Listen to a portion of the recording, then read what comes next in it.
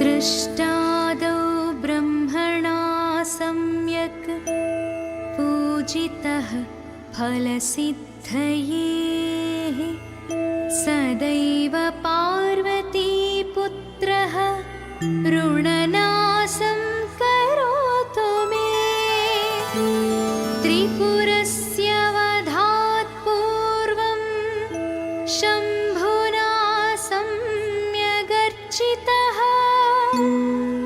सदैव पार्वतीपुत्रः ऋणनाशं करोतु मे महिषस्य वधे देव्या गणनाथः प्रपूजितः सदैव पार्वतीपुत्रः ऋणनाशं करोतु मे तारकस्य वधात् पूर्वं कुमारेण पूजितः सदैव पार्वतीपुत्रः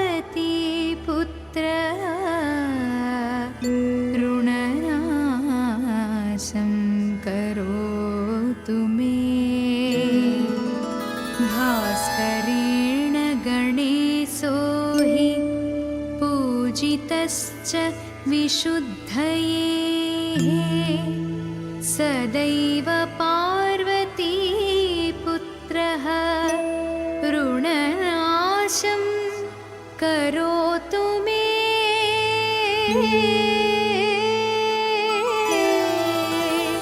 शशिना कान्ति वृद्ध्यर्थं पूजितो गणनायकः सदैव पार्वतीपुत्रः ऋणनाशं करोतु मे पालनाय च तपसां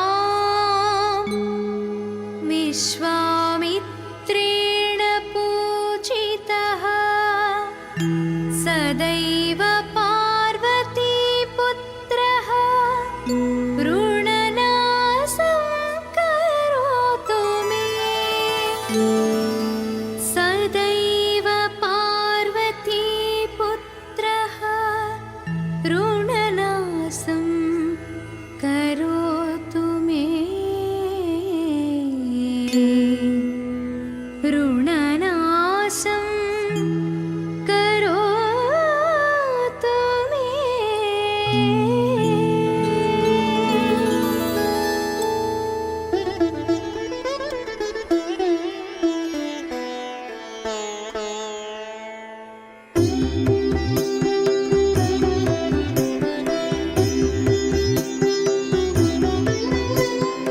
एकदन्तं महाकायं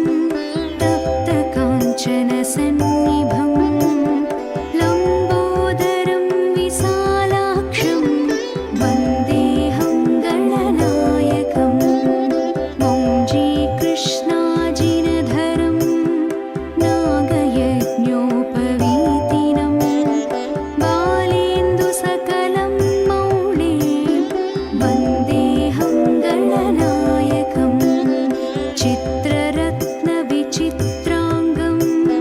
चित्रमालाविभूषितं कामरूपधरं देवं वन्देऽहं गणनायकं मूषिकोत्तममारुह्य देवासुरमहाहवे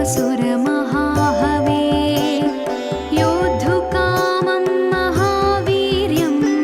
वन्देऽहं गणनायकं गजवक्त्रं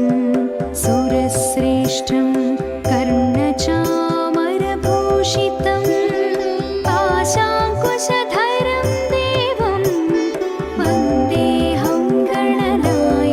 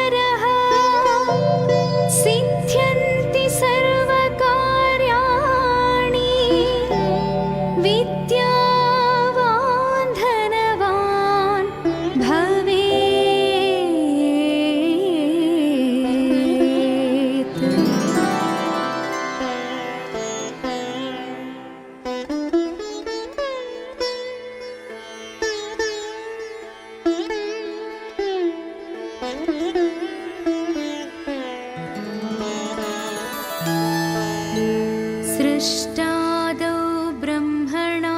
सम्यक् पूजितः फलसिद्धये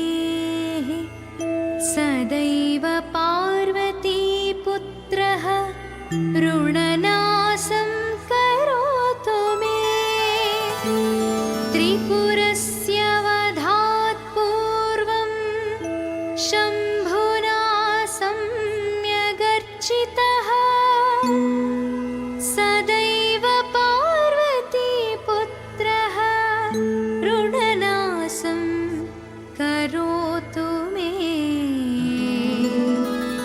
महिषस्य वधे देव्या गणनाथः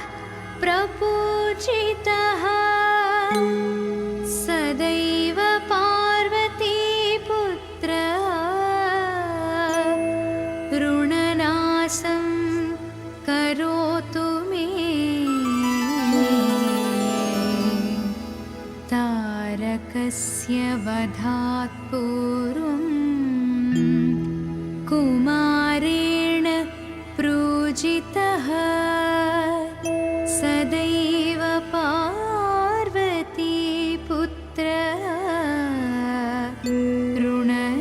ऋणनाशं करोतु मे भास्करेण गणेशो हि पूजितश्च विशुद्धये सदैव पार्वतीपुत्रः ऋणनाशं करोतु मे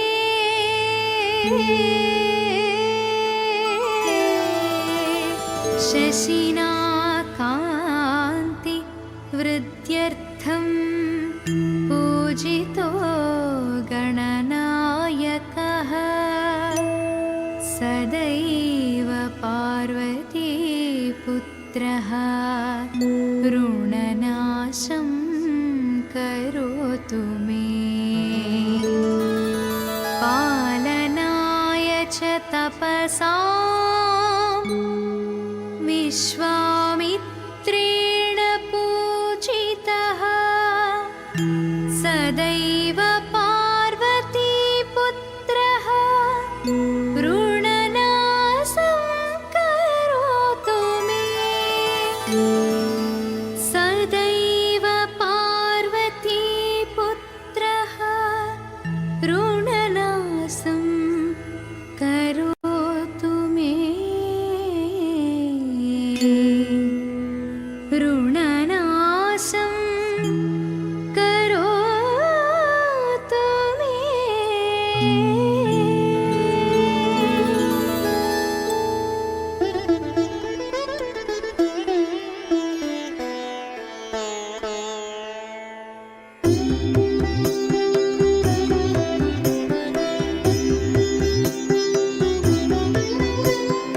एकदन्तं महाकायं तप्तकाञ्चनसन्निभं लम्बोदरं विशालाक्षं वन्देऽहं गणनायकं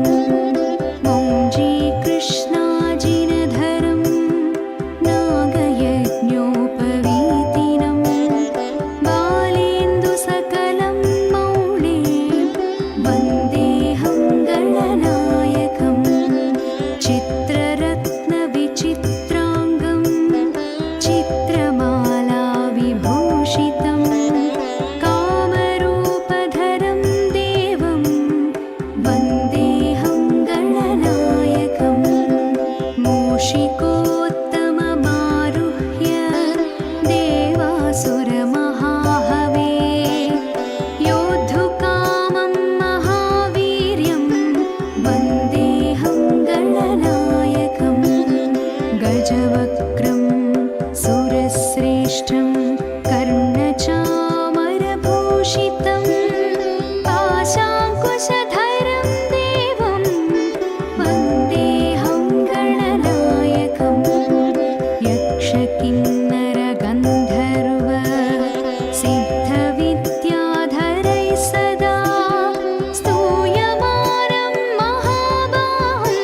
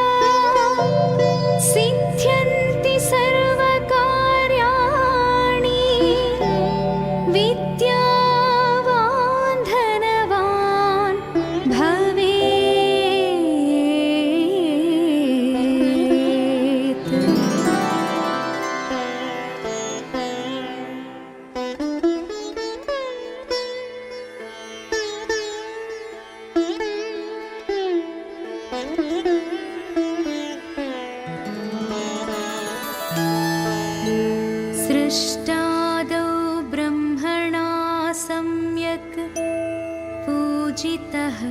फलसिद्धये सदैव पार्वतीपुत्रः ऋणनाशं करोतु मे त्रिपुरस्य वधात् पूर्वं शम्भुना सम्यगर्चितः सदैव पार्वतीपुत्रः ऋणनाशं करोतु मे महिषस्य वधे देव्या गणनाथः प्रपूजितः सदैव पार्वतीपुत्रः ऋणनाशं करोतु मे तारकस्य वधात् पूर्वं कुमारेण पूजितः सदैव पार्वतीपुत्रः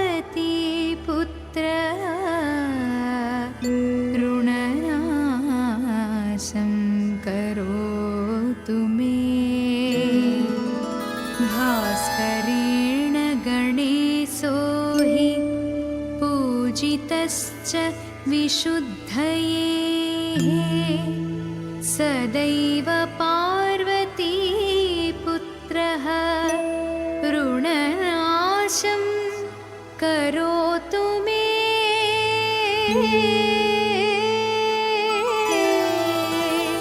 शशिना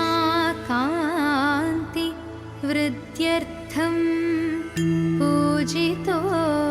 गणनायकः सदैव पार्वतीपुत्रः ऋणनाशं करोतु मे पालनाय च तपसां विश्वामित्रेण पूजितः सदैव पार्वतीपुत्रः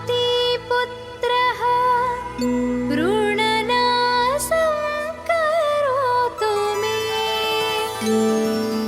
सदैव पार्वतीपुत्रः ऋणनाशं करोतु मे ऋणनाशं करोतु मे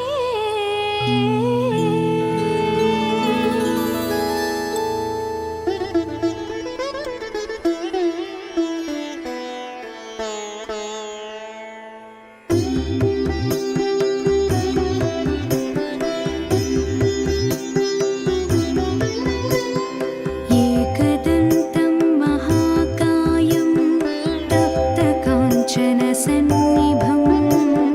लम्बोदरं विशालाक्षं वन्देऽहं गणनायकं मौञ्जीकृष्णाजिनधरं नागयज्ञोपवीतिनं बालेन्दुसकलं मौळे वन्देऽहं गणनायकं चित्ररत्नविचित्राङ्गं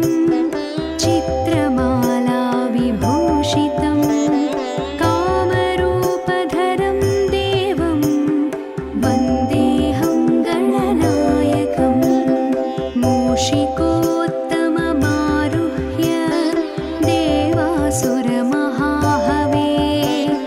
योद्धुकामं महावीर्यं वन्देऽहं गणनायकं गजवक्त्रं सुरश्रेष्ठं कर्णचामरभूषितं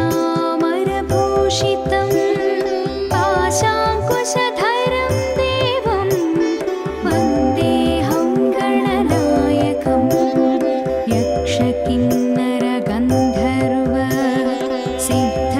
सिद्धविद्याधरैः सदा स्तूयमानं महाबाहुं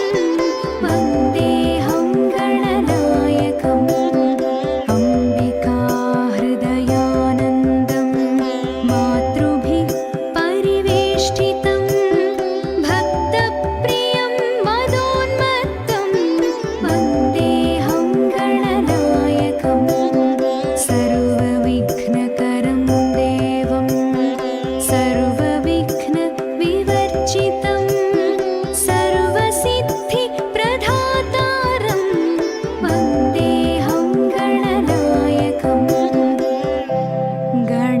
अष्टकमिदं पुण्यं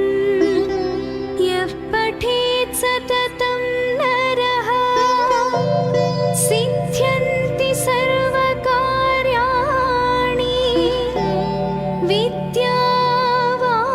धनवान् भवेत्।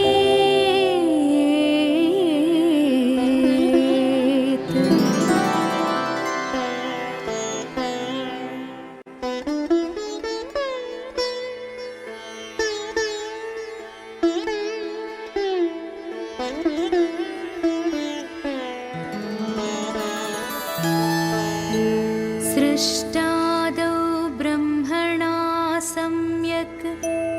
पूजितः फलसिद्धये सदैव पार्वतीपुत्रः ऋणनाशं करोतु मे। त्रिपुरस्य वधात् पूर्वं शम्भुना सम्यगर्चितः सदैव पार्वतीपुत्रः ऋणनाशं करोतु मे। महिषस्य वधे देव्या गणनाथः प्रपूजितः सदैव पार्वतीपुत्रः ऋणनाशं करोतु मे। तारकस्य वधात् पूर्वं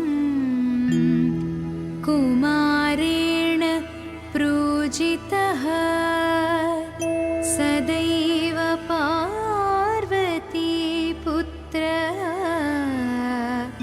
ऋणनाशं करोतु मे। भास्करेण गणेशो हि पूजितश्च विशुद्धये सदैव पार्वतीपुत्रः ऋणनाशं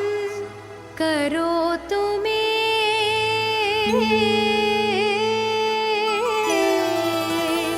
शशिना कान्ति वृद्ध्यर्थं पूजितो गणनायकः सदैव पार्वतीपुत्रः ऋणनाशं करोतु मे। पालनाय च तपसां विश्वामित्रेण पूजितः सदैव पार्वतीपुत्रः ऋणनाशं करोतु मे। सदैव पार्वतीपुत्रः ऋणनाशं करोतु मे। ऋणनाशं करोतु मे।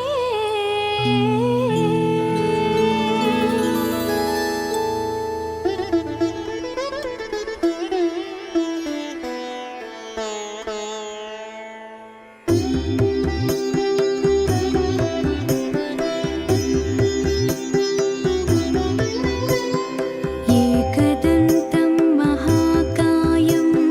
तप्तकाञ्चनसन्निभं लम्बोदरं विशालाक्षं वन्देऽहं गणनायकं मौञ्जीकृष्णाजिनधरं नागयज्ञोपवीतिनं बालेन्दुसकलं मौळे वन्देऽहं गणनायकं चित्ररत्नविचित्राङ्गं चित्रमालाविभूषितं कामरूपधरं देवं वन्देऽहं गणनायकं मूषिकोत्तमं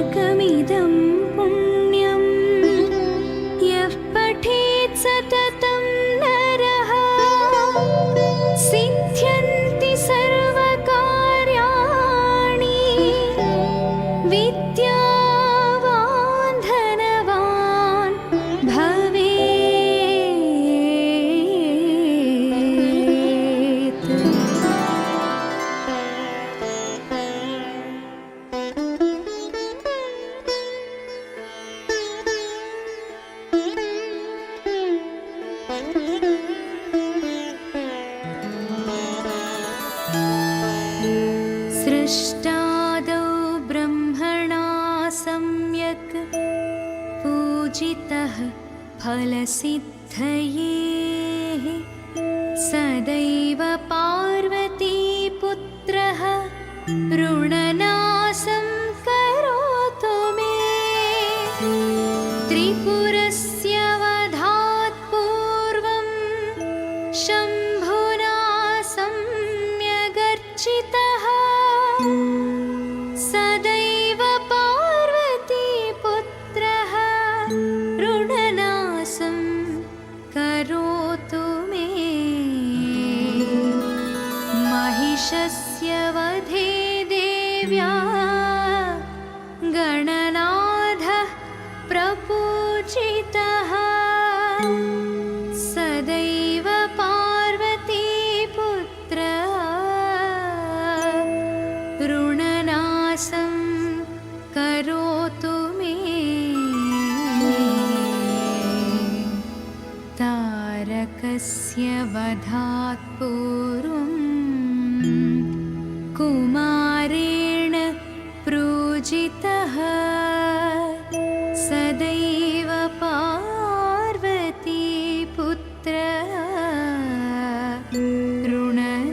ऋणनाशं करोतु मे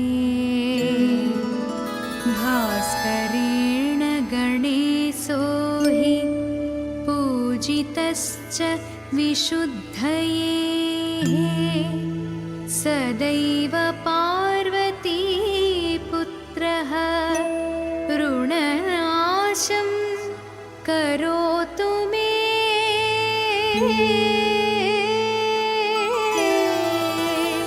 शशिना कान्ति वृद्ध्यर्थं पूजितो गणनायकः सदैव पार्वतीपुत्रः ऋणनाशं करोतु मे पालनाय च तपसां विश्वामित्रेण पूजितः सदैव पार्वतीपुत्रः ऋणनाशं करोतु मे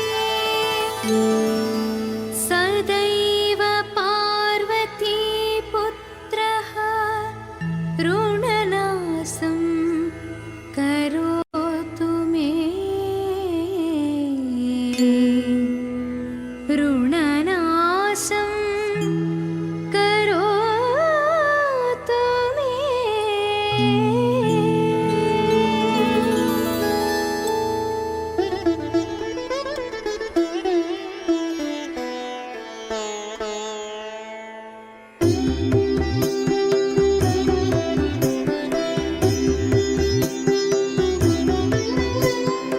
एकदन्तं महाकायं तप्तकाञ्चनसन्निभं लम्बोदरं विशालाक्षं वन्देऽहं गणनायकं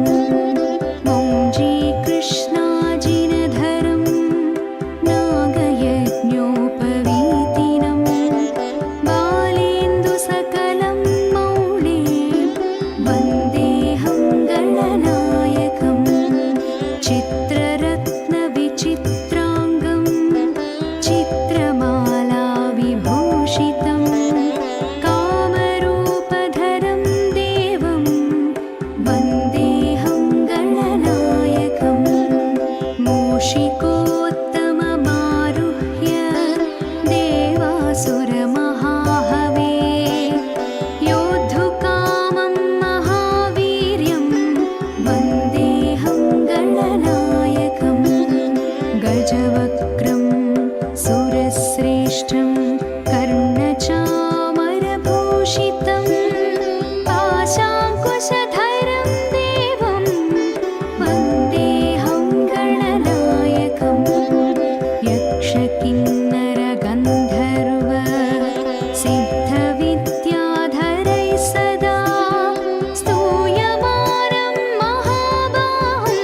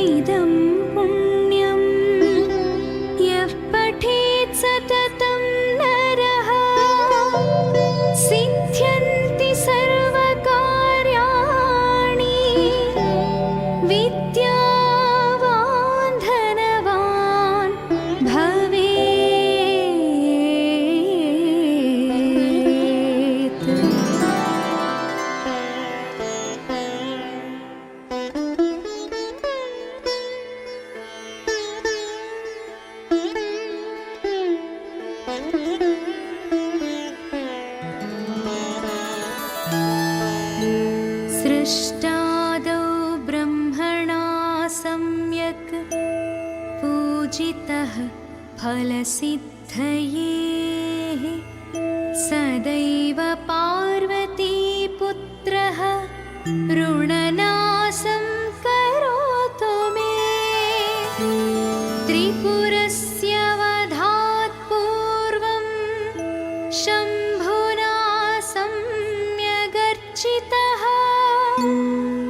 सदैव पार्वतीपुत्रः ऋणनाशं करोतु मे महिषस्य वधे देव्या गणनाथः प्रपूजितः सदैव पार्वतीपुत्रः ऋणनाशं करोतु मे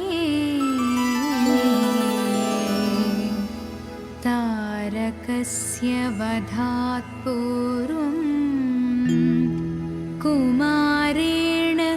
पूजितः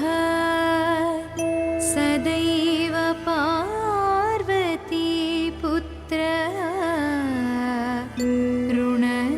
ऋणनाशं करोतु मे भास्करेण गणेशो हि पूजितश्च विशुद्धये सदैव पार्वतीपुत्रः ऋणनाशं करोतु मे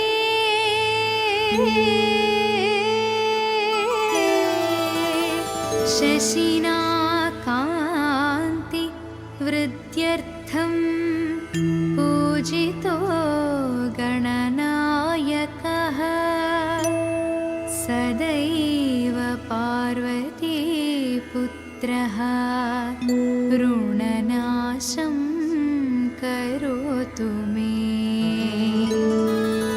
पालनाय च तपसां विश्वामित्रेण पूजितः सदैव पार्वतीपुत्रः ऋणनाशं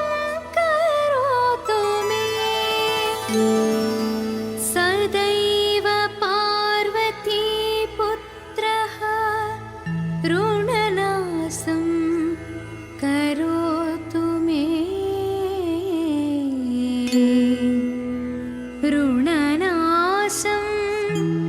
करोतु मे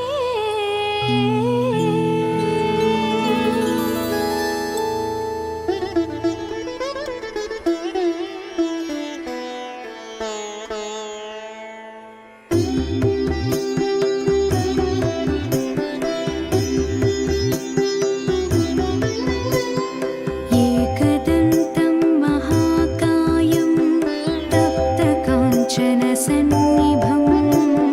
लम्बोदरं विशालाक्षं वन्देऽहं गणनायकं मौञ्जीकृष्णाजिनधरं नागयज्ञोपवीतिनं बालेन्दुसकलं मौळे वन्देऽहं गणनायकं चित्ररत्नविचित्राङ्गं चित्रमालाविभूषितं कामरूपधरं देवं वन्देऽहं गणनायकं मूषिकोत्तममारुह्य देवासुरमहाहवे योद्धुकामं महावीर्यं वन्देऽहं गणनायकं गजवक्त्रं सुरश्रेष्ठं कर्णचामरभूषितं पाशाङ्कुशधरं देवं वन्देऽहं गणनायकं यक्षकिन्नरगन्धर्व सिद्धविद्याधरैः सदा स्तूयमानं महाबाहुं वन्देऽहं गणनायकम् अम्बिकाहृदया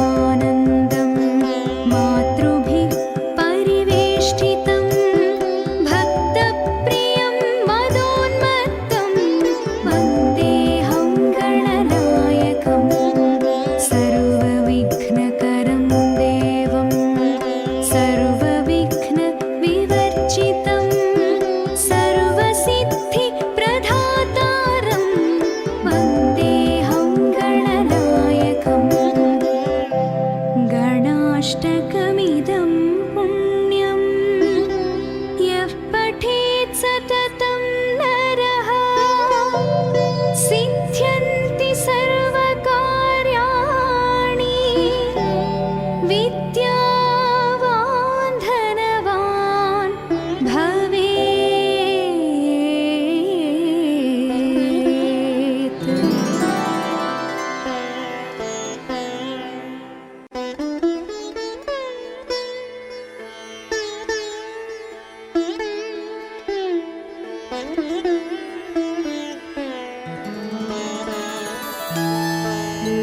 सृष्टादौ ब्रह्मणा सम्यक् पूजितः फलसिद्धये सदैव पार्वतीपुत्रः ऋणनाशं करोतु मे। त्रिपुरस्य वधात् पूर्वं शम्भुना सम्यगर्चितः सदैव पार्वतीपुत्रः ऋणनाशं करोतु मे। महिषस्य वधे देव्या गणनाथः प्रपूजितः सदैव पार्वतीपुत्रः ऋणनाशं करोतु मे। तारकस्य वधात् पूर्वं कुमारेण पूजितः सदैव पार्वतीपुत्रः ऋणनाशं करोतु मे। भास्करेण गणेशो हि पूजितश्च विशुद्धये सदैव पार्वतीपुत्रः ऋणनाशं करोतु मे।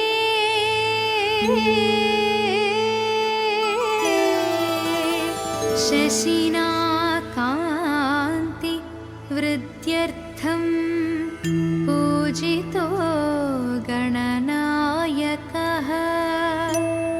सदैव पार्वतीपुत्रः ऋणनाशं करोतु मे। पालनाय च तपसां विश्वामित्रेण पूजितः सदैव पार्वतीपुत्रः ऋणनाशं करोतु मे। सदैव पार्वतीपुत्रः ऋणनाशं करोतु मे। ऋणनाशं करोतु मे।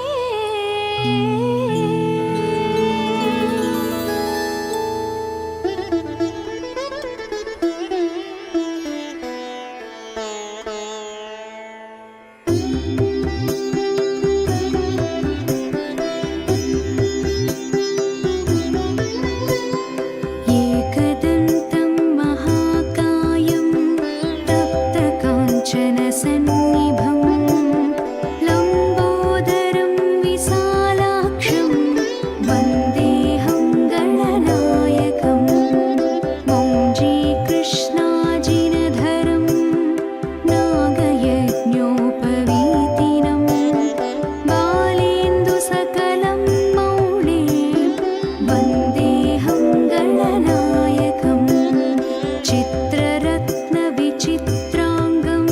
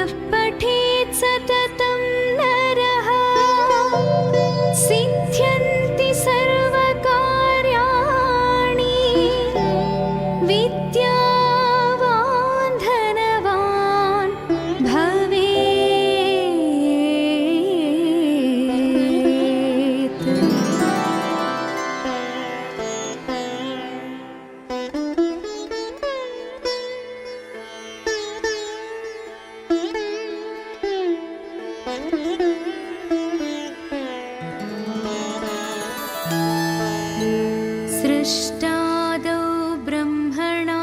सम्यक् पूजितः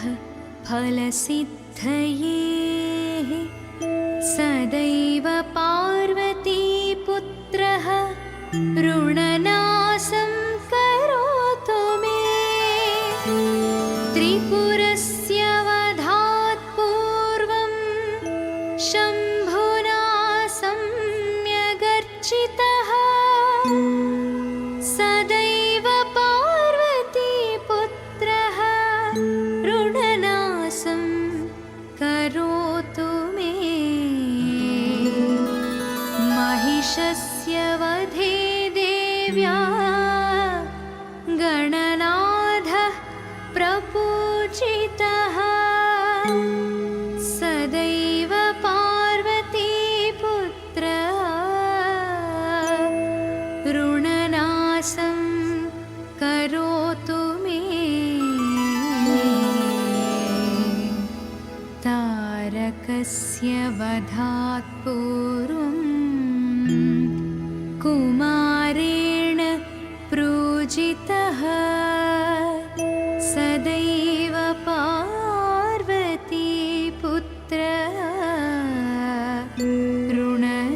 ऋणनाशं करोतु मे भास्करेण गणेशो हि पूजितश्च विशुद्धये सदैव पार्वतीपुत्रः ऋणनाशं करोतु मे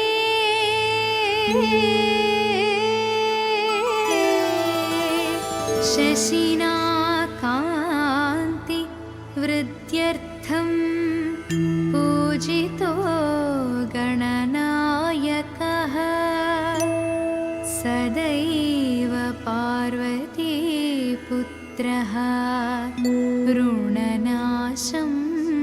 करोतु मे पालनाय च तपसां विश्वामित्रेण पूजितः सदैव पार्वतीपुत्रः ऋणनाशं करोतु मे सदैव पार्वतीपुत्रः ऋणनाशं करोतु मे ऋणनाशं करोतु मे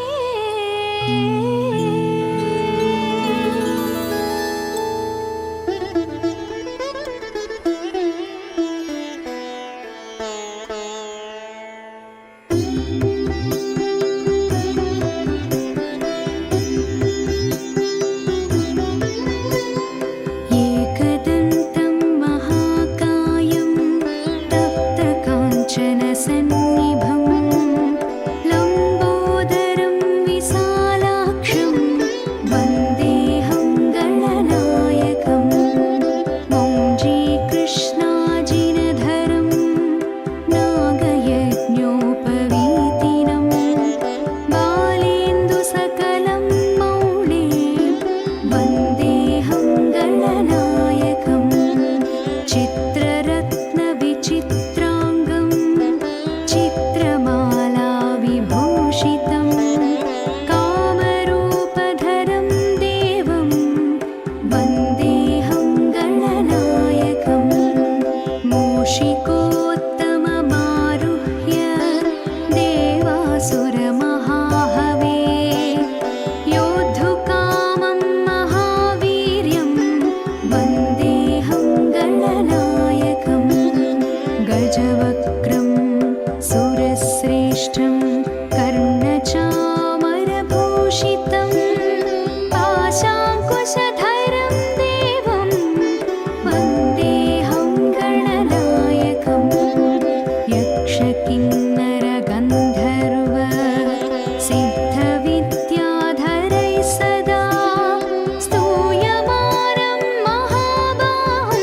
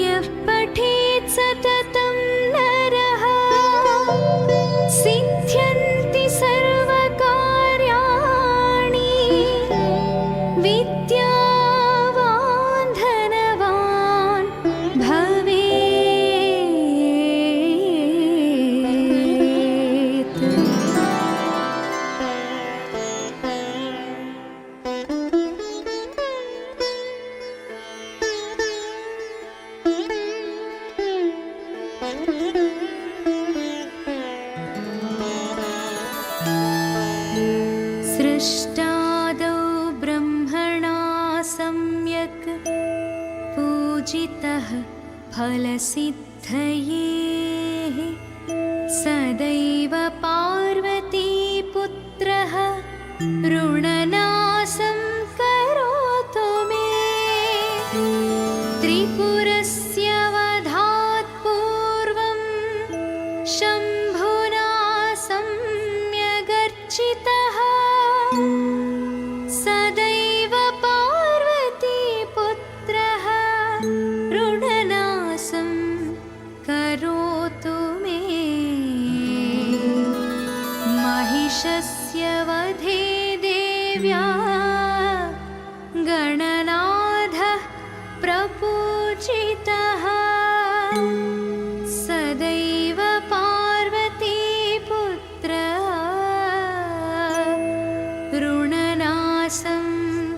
करोतु मे तारकस्य वधात् पूर्वं कुमारेण पूजितः सदैव पार्वतीपुत्रः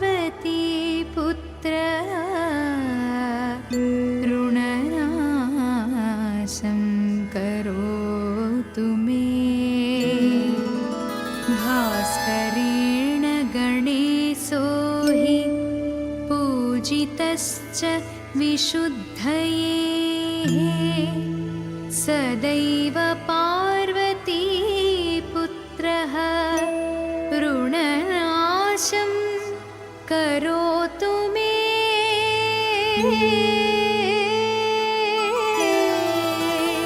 शशिना कान्ति वृद्ध्यर्थं पूजितो गणनायकः सदैव पार्वतीपुत्रः ऋणनाशं करोतु मे पालनाय च तपसा विश्वामित्रेण पूजितः सदैव पार्वतीपुत्रः ऋणनाशं करोतु मे सदैव पार्वतीपुत्रः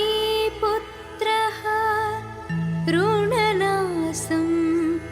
करोतु मे ऋणनाशं करोतु मे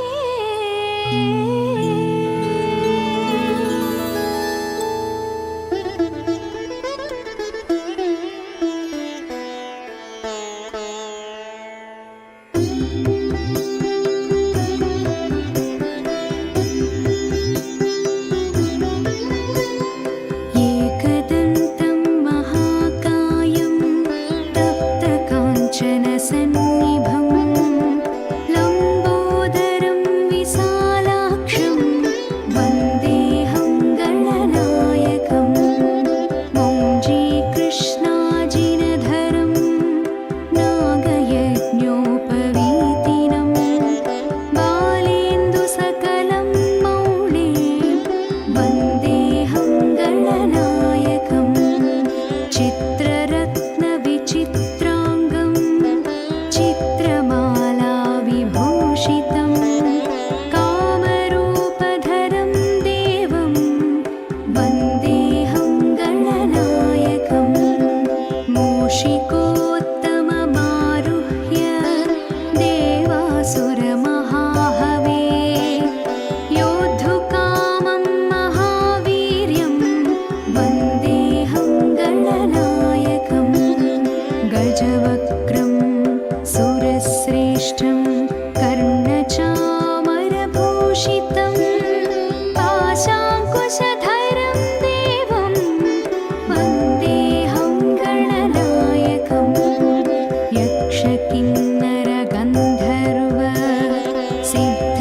सिद्धविद्याधरैः सदा स्तूयमानं महाबाहुं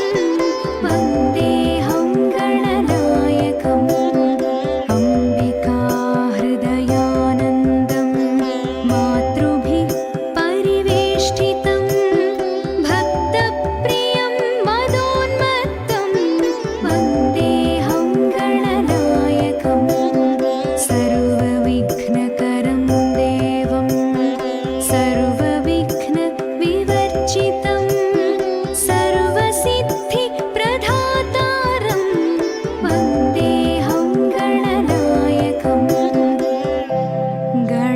अष्टकं